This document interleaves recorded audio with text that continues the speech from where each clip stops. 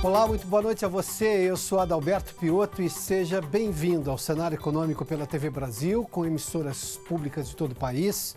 Diretamente dos estúdios da B3, aqui no centro da cidade de São Paulo, vamos aos destaques do programa de hoje, que, claro, tem todo o mercado financeiro olhando para as discussões na Comissão de Constituição e Justiça, ou seja, no ano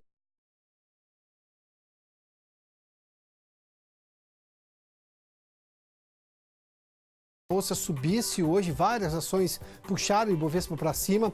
O dólar teve um começo de alta, mas também cedeu justamente com essa expectativa positiva. Um outro fato que interferiu também no ambiente econômico foi o acordo do governo, pelo menos a informação dos líderes dos caminhoneiros de que a possibilidade de uma greve está cada vez mais distante, ou seja, o acordo prevalece entre o governo e os caminhoneiros em relação a todas as demandas que tem a categoria, que é responsável, sobretudo, pela maior parte do transporte que tem hoje no país. O modal de transporte brasileiro é rodoviário. 13 milhões de pessoas ainda não acertaram as contas com o imposto de renda. A declaração, você sabe, vai até o último dia deste mês, do mês de abril. Não seriam 13 bilhões jamais, porque somos apenas 209 milhões de brasileiros. A produção recorde de etanol teve uma alta acima de 20%. Nesta última safra. A gente tem detalhes sobre isso porque chama bastante atenção. Houve mais etanol produzido porque no mercado internacional o preço do açúcar baixou e os usineiros fizeram mais etanol. Uma prática no setor já de muitos anos, aliás, de muitas décadas. Bom, tudo isso você acompanha no Cenário Econômico, que já está no ar.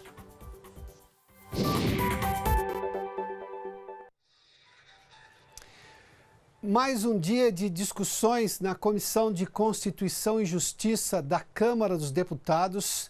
Há toda uma expectativa do mercado financeiro do país em relação à discussão, finalmente, do parecer e a votação do parecer do relator acerca da reforma da Previdência.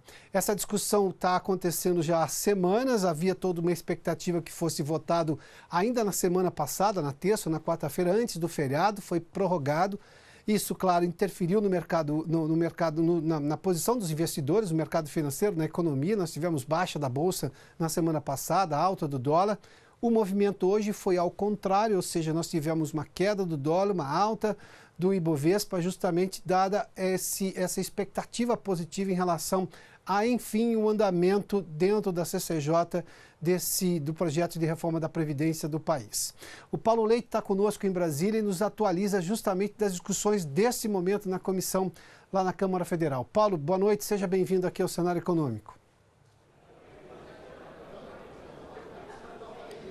Oi, Piotr, boa noite para você, boa noite a todos. A gente já tem quase 3 horas de sessão aqui na CCJ, Comissão de Constituição e Justiça. A sala fica bem ali atrás. A gente vê aquela entrada ali e a sala da CCJ é logo depois. Cheia, como de costume, né? A gente está na fase de discussão anterior à fase de votação. Sala cheia e movimentos normais aqui, né? De oposição e também de situação. Os oposicionistas tentam atrasar a votação. Os governistas tentam acelerar essa votação. Agora, antes mesmo de começar a sessão de hoje, o relator anunciou que tinha chegado num acordo entre os líderes partidários que apoiam a proposta do governo e o próprio governo federal, derrubando 4 pontos, portanto, do texto que chegou até aqui, vindo lá do Palácio do Planalto. Os pontos são os seguintes. Primeiro, o fim da multa de 40% do FGTS no caso de demissão de funcionários que já se aposentaram e continuam trabalhando. Segue valendo, portanto, a regra atual,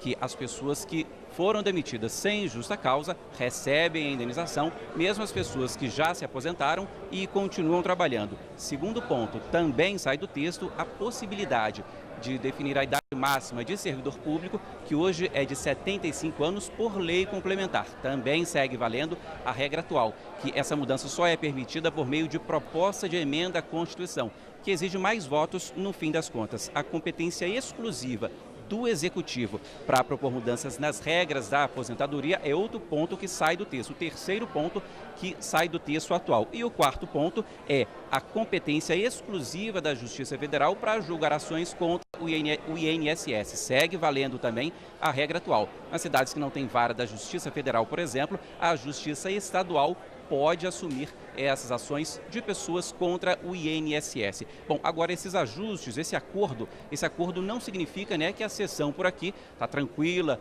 anda tranquilamente. Houve muita discussão já, muito bate-boca entre oposicionistas e governistas. A oposição, por exemplo, diz que não fará acordo nenhum e segue aí tentando atrasar. Diz que esse texto da reforma é ilegal. Já os oposicionistas tentam acelerar essa votação. Por enquanto, portanto, o relator acaba de ler essa mudança no voto dele. A gente segue aqui na discussão, na expectativa, Piotr, para começar a votação aqui na CCJ, que é só o primeiro passo desse texto, né, de reforma da Previdência aqui no Congresso Nacional. Depois a CCJ tem comissão especial, depois plenário da Câmara, depois plenário do Senado. Piotr, é com você.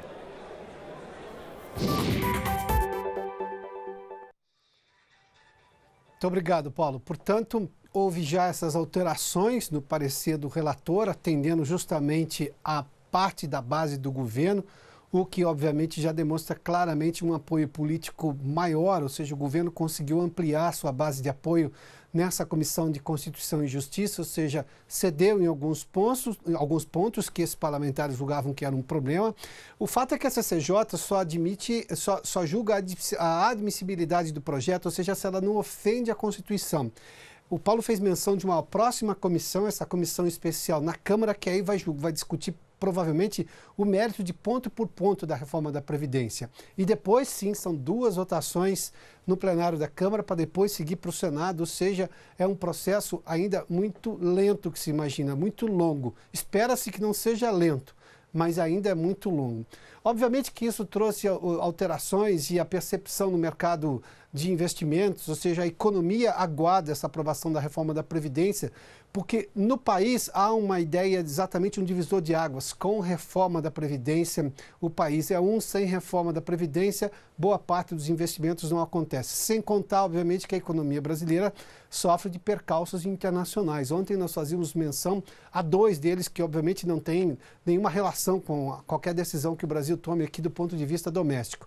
O aumento do preço do mercado, do preço do barril no mercado internacional, o barril do petróleo, isso tem interferência na economia brasileira, como tem interferência na economia do mundo inteiro, e a crise na Argentina, que é a grande consumidora de produto manufaturado brasileiro. É a grande cliente da indústria brasileira. Como a Argentina está numa crise pesada, numa crise financeira pesada, não se tem exatamente esse incremento na balança comercial ou mesmo na atividade industrial brasileira, que depende muito da Argentina. A reforma seria uma das razões para se imaginar um cenário melhor doméstico, de consumo doméstico maior, que voltaria a ter investimento, e quando se fala de investimento, isso tem potencial de geração de emprego, que aumenta a renda, que obviamente aumenta o consumo e por aí vai. Isso chama-se ciclo virtuoso da economia. O que nós temos hoje, diante dessa espera, ou seja, não se faz o investimento justamente com medo de a reforma não andar ou da crise internacional, digamos, influenciar ainda mais na realidade brasileira, e aí não se gera emprego, que não se gera renda, que não se gera consumo, e isso é exatamente o contrário na economia, é o ciclo vicioso, ou seja, que não faz nada avançar. Mas obviamente que a expectativa em relação à aprovação desse parecer na Comissão de Constituição e Justiça da Câmara dos Deputados em relação à reforma da Previdência fez com que hoje o Ibovespa subisse, teve uma alta forte. A gente vê aqui de 1,41% de alta, é uma alta expressiva. Chegou a 95.923, ou seja, fechou nesse valor. Muito próximo da máxima de hoje, foi um pouco acima, 96.315. A mínima foi de 95.590, ou seja, o otimismo se mostrou claro, além de fechar em alta, muito próximo do pico, ou seja, da máxima de hoje do Ibovespa. Para se entender as ações que puxaram o Ibovespa, a gente fala sempre do peso pesado do Ibovespa, aquelas ações que tem dentro do índice Ibovespa, que é uma carteira com mais de 60 ações, ou seja, as que têm maior peso. Para se ter uma ideia, a Petrobras subiu hoje 0,87, vale 1,21%. Essa ação e a do Itaú são as que mais têm peso, são acima de 10%, mas a Petrobras, as 2 ações negociadas aqui, tanto as preferenciais quanto as ordinárias, têm acima de 10% também. Banco do Brasil subiu 2,01%, Bradesco 2,43% e Itaú 1,28%. Ou seja, essas ações todas que têm peso importante no Ibovespa, a gente vê ali tudo em azul, ou seja, elas tiveram alta importante e isso obviamente puxou o Ibovespa para cima. Essa performance positiva em relação a essas ações. Se a gente olhar o dólar comercial agora, hoje foi uma queda de 0,26 a R$ 3,92, a máxima foi a R$ 3,96 hoje, muito próximo da mínima hoje, a R$ 3,91. O dólar começou em alta hoje durante o dia, durante boa parte da manhã, o começo da tarde. No meio da tarde para cá foi justamente esse otimismo em relação ao andamento na CCJ e também o acordo em relação à possibilidade cada vez mais remota de uma nova greve dos caminhoneiros. O governo também aceitou alguns pontos com líderes da categoria e isso obviamente melhorou o ambiente, porque se você se lembra bem, no ano passado, em maio do ano passado, aquela greve de 11 dias paralisou o país e fez a economia desabar em maio. Tanto que a gente tem em junho números muito positivos da economia, crescimento muito acima de 3%, aquelas coisas todas, mas é claro, estava só recuperando o que tinha perdido em maio. Depois a gente teve um andamento muito, digamos, mono da economia, mas a gente vê aqui justamente isso. Só um detalhe sobre o preço do barril do petróleo. Hoje também teve uma alta mais modesta, eu vou fechar aqui os dados aqui, mas nós tivemos de novo uma alta, tanto no barril do petróleo negociado em Londres, que é o tipo Brent, que é referência, quanto no barril do petróleo negociado em Nova York, que é o tipo WTI, ou seja, o petróleo texano do Golfo do México ali. Para se ter uma ideia, vamos dar uma olhadinha aqui, eu tenho aqui, as commodities, agora sim. O barril do petróleo, para se ter uma ideia, o tipo Brent, até agora há pouco estava em alta de 0,26. Agora teve uma queda muito pequena, próximo da estabilidade. A negociação ainda acontece, 0,03 a 74 dólares e 44 centavos. O tipo WTI, esse tem alta ainda expressiva de quase 1%, 0,96%. Vamos falar agora sobre imposto de renda. Muita gente ainda não fechou a sua declaração de imposto de renda, de entregar isso à Receita Federal. Há muitos anos se tinha sempre prorrogação de prazo, isso não existe, ou seja, o prazo é do dia 30 mesmo, como acontece há muitos anos. E obviamente que isso traz apreensão para muita gente. E claro, se você não declara, você tem sim multa. A Vanessa Casalino está conosco em São Paulo e tem mais informações sobre esse assunto. Vanessa, boa noite. Oi, Piotr, boa noite a você, boa noite a todos. O prazo termina daqui a uma semana, na terça que vem, dia 30 de abril. A Receita espera receber 30 milhões e meio de declarações, mas até agora, de acordo com a última atualização, pouco mais que 17 milhões 974 mil contribuintes prestaram contas com o Leão. Esse dado é de agora 5 da tarde.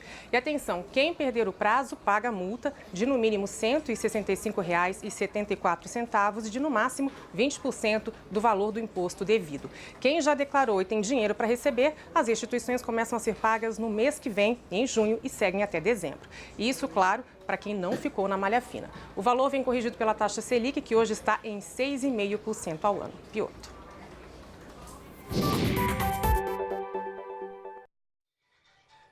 Muito obrigado, Vanessa. Olha, teve produção recorde de etanol na última safra. O Brasil deve alcançar uma produção de 33 bilhões de litros e meio de etanol, o que representa um aumento, segundo a Conab, de 23,3%, ou 6 bilhões de litros a mais, pouco mais de 6 bilhões, na verdade, 6 bilhões e 300 milhões de litros a mais em relação à safra do ano passado. O recorde se mantém também para a quantidade de etanol hidratado, ou seja, das duas formas. Esse cenário confirma um novo recorde de produção de etanol para o país, batendo o índice anterior. Os dados são do quarto levantamento da safra de cana-de-açúcar de 2018 e 2019, divulgado hoje, terça-feira. De acordo com o superintendente, tem uma frase aqui que é bem interessante, de informações do agronegócio da Conab, o Cleverton Santana, o aumento da produção de etanol nesta safra deveu-se principalmente à queda dos preços do açúcar no mercado internacional e é um cenário mais favorável para o etanol no mercado interno. Ou seja, a possibilidade de crescimento da economia aqui, venda mais de etanol aqui, e o preço do açúcar lá no exterior mais baixo, o usineiro vai lá, muda a chavinha, produz mais etanol e menos açúcar. O problema é quando acontece o contrário, quando a gente tem um preço melhor do açúcar lá fora, aí se produz menos etanol e isso faz com que o etanol suba na bomba, ou seja, há várias razões para se mexer no preço do combustível no país, ou seja, que provocam alterações no preço do combustível do país. Só uma última informação, a safra de cana foi de 625 milhões de toneladas agora nesta última safra 2018-2019. Vamos fazer um intervalo, a gente volta em instantes para falar sobre o mundo corporativo e sobre a composição dos conselhos, a necessidade de diversidade que está cada vez mais forte e sim, é parte de uma realidade também. A gente fala disso depois do intervalo aqui no Cenário Econômico. Já de volta com o Cenário Econômico para falar sobre o mundo corporativo, mas especificamente sobre um ponto, a composição dos conselhos das empresas. Obviamente que a discussão de diversidade sobre vários pontos de vista também chegou aos conselhos e isso é extremamente saudável. Mas há muita coisa por se fazer lá. A Cecília Andreucci está conosco. Cecília, seja bem-vinda aqui ao Cenário Econômico.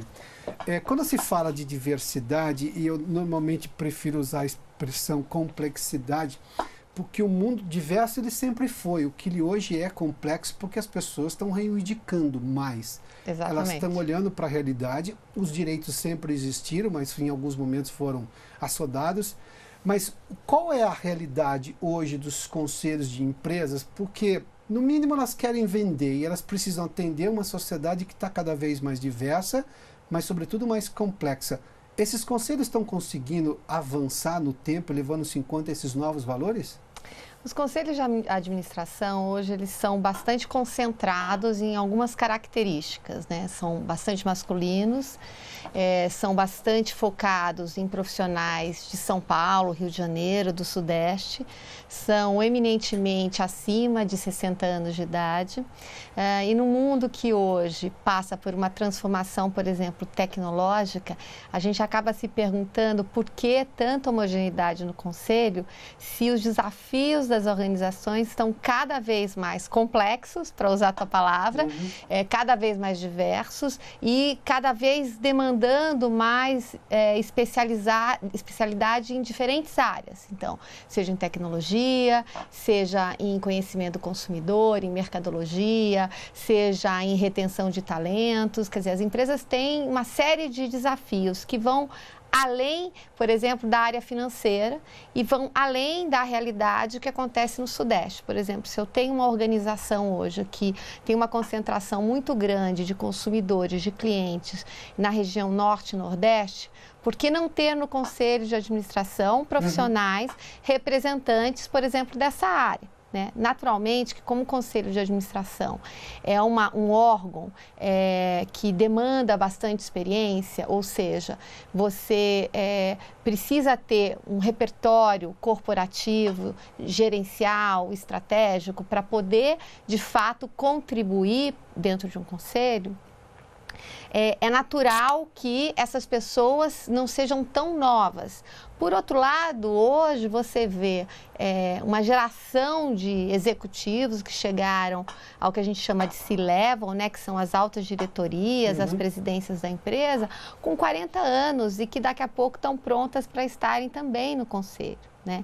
E temos também a questão da diversidade de gênero. Né? Hoje, 90% dos conselhos são, em geral, varia um pouco das estatísticas, são homens. Né? Cecília, você fez menção a algo que obviamente era previsível. Claro, você precisa ter uma carreira administrativa para ser relevante dentro de um conselho. Mas boa parte dos conselhos administrou coisas que já não existem mais ou em modos que já não existem mais. Ou pelo menos que o grande avanço agora, o grande desafio é falar com um público que não compra as mesmas coisas do mesmo jeito. Como é que eu faço esse conselho entender que um sujeito que talvez não tenha 30 anos de experiência administrativa, seja na área gerencial, passando por várias superintendências e diretorias, ele pode talvez agregar mais do que quem esteja lá, sobretudo quando se fala de missões estratégicas para tentar manter as metas de venda, de conseguir falar com os novos públicos e por aí vai? acho que é importante colocar sobre uma perspectiva financeira, né? Por que a diversidade é importante? Entre outras coisas, porque ela traz mais resultados econômicos para as organizações, não só organizações privadas. Você também tem conselhos em organizações públicas. Dependendo do objeto social da organização, você precisa gerenciar de uma forma ou de outra.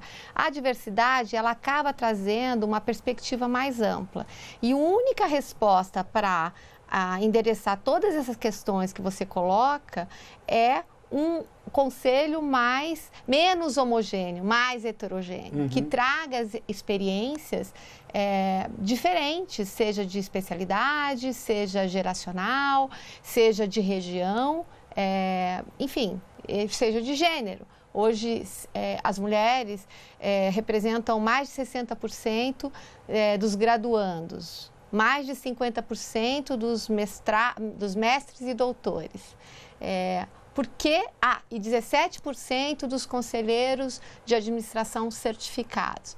Ou seja, não tem razão, não tem nada que justifique você ter não mais do que 8, 10% de conselheiros do gênero feminino.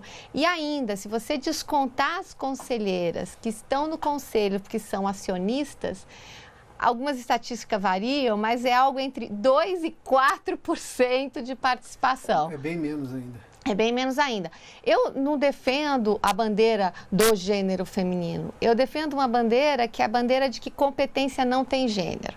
Ou seja, você tem que buscar a competência independentemente do gênero. Claro. Só que a única forma de fazer isso é convidar profissionais dos dois gêneros para qualquer posição que tenha-se disponível, né, de alta liderança, seja numa diretoria ou seja num conselho de administração, que é um órgão que fica entre os acionistas e os diretores executivos de uma empresa. Você não acha que parte do erro, talvez, ou do equívoco de não se modernizar na hora de tomar decisões estratégicas ou de avaliar o que a diretoria fez, aí o conselho serve para isso, é porque as empresas olham para resultados e não para eficiência, que tem um significado gigantesco em administração. Resultado pode ter sido positivo, mas não é eficiente porque talvez não seja duradouro, ou seja, aquilo não seja sustentável. Eu não vou ter bons resultados pelos próximos 10 anos se eu não for eficiente.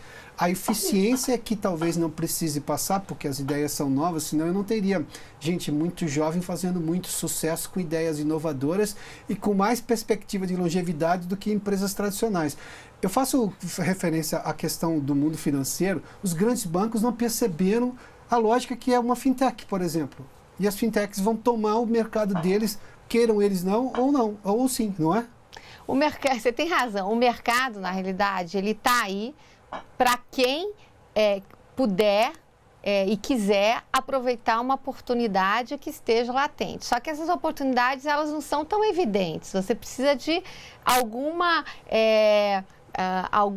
visão para percebê-la. Só que essa visão independe se você tem 20 anos, 30 anos, 40 anos, se você é homem, se você é mulher, se você veio da área financeira ou da área de marketing. Ontem eu participei de um evento junto a fundos, na verdade, Private Equity e Venture Capitalist, e eles estavam comentando que, na realidade, uma das maiores razões de sucesso das startups são a pessoa conhecer aquilo que ela está se propondo a empreender.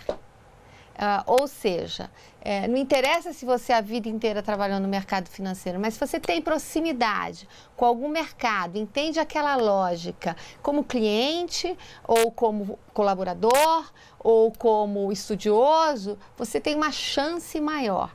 Agora, uma coisa interessante, quando você fala dessas empresas, os unicórnios, né, que são essas empresas que têm um crescimento escandalosamente rápido e grande, essas empresas, elas, para fazerem sentido para o investidor, por exemplo, elas têm que triplicar 3 anos e dobrar mais 2 anos para elas começarem a ter tamanho. Eu ouvi ontem uma coisa interessante que falava, uma startup é uma empresa grande que ainda não cresceu, ou seja, ela tem uma perspectiva. Agora, muitos profissionais experientes não conseguem, na realidade, ter essa percepção, essa visão, como você colocou. Nós temos caso, uma das empresas que são consideradas unicórnios brasileiros é do mercado financeiro. E passou, na realidade, desapercebido para os grandes grupos financeiros do Brasil, que, vamos combinar, são referências no mundo todo de eficiência, de resultado. Mas o Conselho de Administração, para a gente voltar, ele tem esse papel, justamente esse papel, que é o papel de olhar a empresa no longuíssimo prazo, né? Que vai além da eficiência e além do resultado do trimestre. Cecília, obrigadíssimo pela gentileza da entrevista uma vez mais. Te agradeço. Bom, essa discussão a gente vai permanecer fazendo aqui no cenário econômico, que ela é extremamente importante, até porque as empresas produzem produtos ou serviços que nós consumimos. O cenário econômico termina aqui. Muito obrigado pela sua gentileza, pela gentileza da sua audiência. Muito obrigado pela sua companhia. Boa noite, até amanhã.